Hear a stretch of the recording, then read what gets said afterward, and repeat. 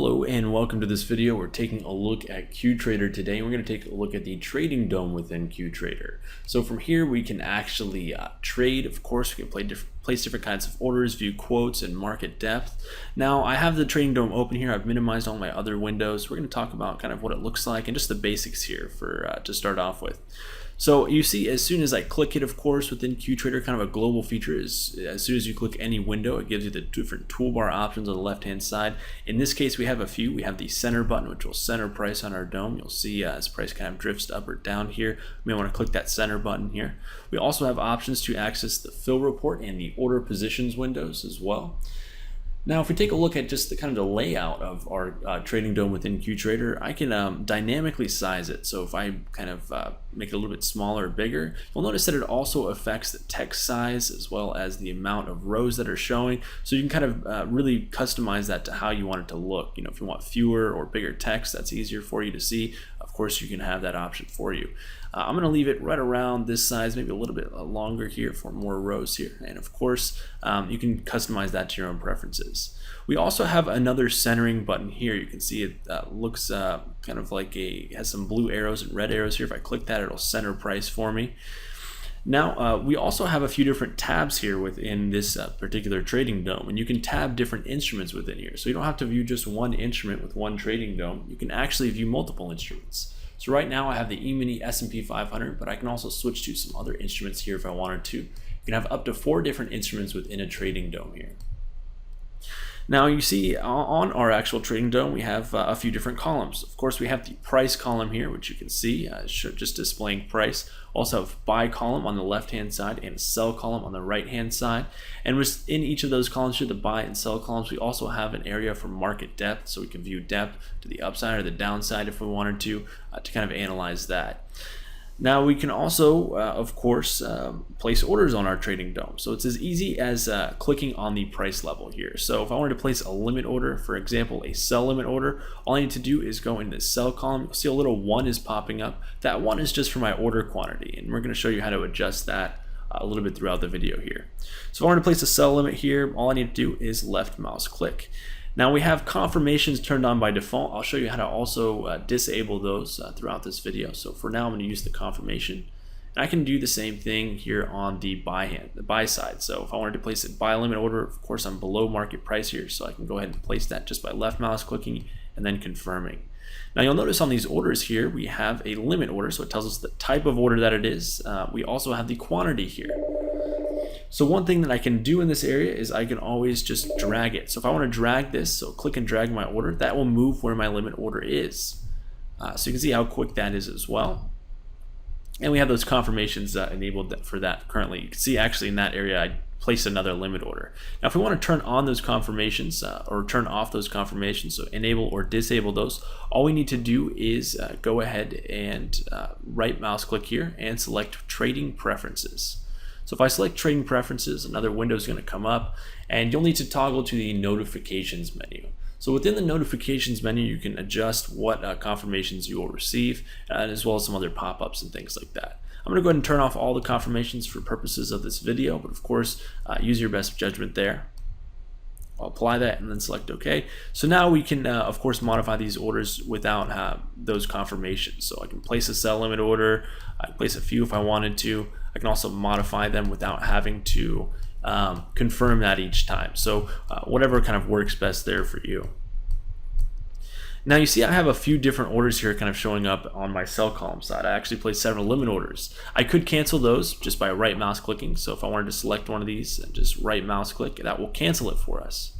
Now say I placed a bunch of these kind of all in a row and I didn't want to individually cancel them, I just wanted to be a little bit quicker. We have a few cancel buttons at the bottom. So we have one for each column. So I have a sell cancel, and if I select that, it will cancel all of those on the sell column. I can do the same thing for the buy column as well. See, those will disappear.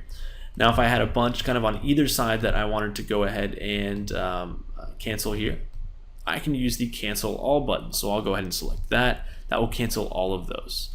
Now you see that I've accidentally placed a limit order below market price, so that automatically filled here. And so when you have a position, you'll notice that we have a red line. So this will kind of show us where our position was originated. So we went right around this price area here, that 1602 and a quarter area here, and then it is a short trade here, so it will show up as a red tab. You'll also notice that this will display here at the top, short one at 1602 and a quarter, and that's an option. So if I right mouse click here on that kind of tab here displaying our position and price, we can also liquidate this position. So for example, I have liquidate option. I can also reverse the position. So if I reverse it, it will go long. So now you see I am long one at 1603. So that's kind of an option to be able to quickly liquidate or reverse. I'm going to go ahead and liquidate that for now.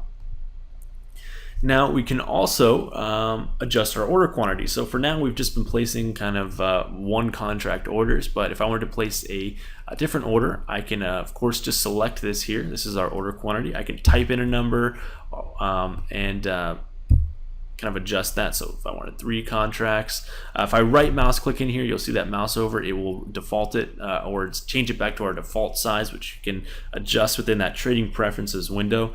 You can also add using these different options. So if I have a 1 here and I click the 5, it'll add 5 contracts to that. I can do that with any of these, so just adding, and it will kind of increment those for it. So that's just another way to quickly kind of change that. So you can either type those in. For example, I could put a 0 and then put a 10 here if I wanted to. And of course, you can adjust the default quantity here. Now, say I didn't want to place just limit orders, I wanted to actually place stop orders, maybe for a breakout situation. I can do that by essentially taking the price here and then dragging it. So just clicking and dragging, and we see we have a 1 contract, a stop order here in that area. I can do the same thing for the sell side if I wanted to. And of course we can adjust these if we wanted to the same way we did those limit orders, just by clicking and dragging. So stop orders are just as easy to place here as those limit orders. Just drag at price and you'll see that those will show up here. So if I click and drag, we can place those stop orders. You can cancel those the same way that we cancel those limit orders. So I can cancel all of my buy orders or cancel all of my sell orders if I wanted to. It's pretty easy there. So again, if we wanted to just place another stop order, all you need to do is drag at that price. Now, what if we wanted to place a market order? We see that there's not really an option here currently to do that. What I can do in that area is we can actually add some different buttons. So we can customize not only the quantity and things like that, but we can also adjust the actual display of this trading dome.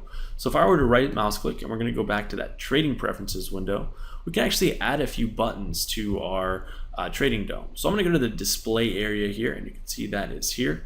We have an area here for function buttons, and this will add in things like buy, sell, market buttons, or inside market buttons. I'm just going to add the buy or sell market buttons for now. We'll select apply, and then we'll select OK. Now you see on our trading dome we have an actual kind of new area here on it. We added these buy and sell markets. So if I wanted to buy at market, you see that did buy there. So now we're long 1 contract at 1603 and a quarter. I can of course click the sell market to kind of get out of that position here, or I can click a sell order here to issue a market order there. So it's pretty flexible as far as that goes. So those are kind of the basics of the trading dome here, from placing market orders to placing limit orders just by clicking here. Again, we can also place those stop orders just by dragging here from price over to the column here, and we have those stop orders. We can adjust quantity using these areas here, as well as customize how it looks and some of those confirmation placement options in that trading preferences window. If you have any questions about the trading dome or QTrader in general, please feel free to give us a call or visit our website at www.optimusfutures.com.